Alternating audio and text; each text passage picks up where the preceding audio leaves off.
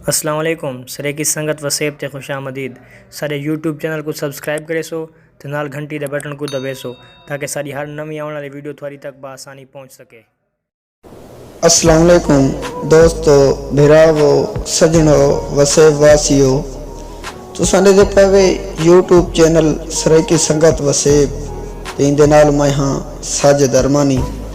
आज असा कलाम गिन के आए हैं सकलैन रामी सेठ दा। सही लिख देन के हथ कासा चा विच गलियां दे वदा भोंदा हा बहु रोंदा हा। इवें कंधियां नप नप टुरदा हा ढाई पौंदा हा बहु रोंदा हा। अते कहंदे प्यार दा पागल हा वदा लोंदा हा बहु रोंदा हा। हई रामी ओ भी मैं वांगू वदा रोंदा हा वदा रोंदा हा। ते इंदी फरमाइश कीती है सागू हसनैन रंजश तहसील परवातू। हसनैन रंजश असा तुम्हारी फरमाइश पूरी कर छोड़िए।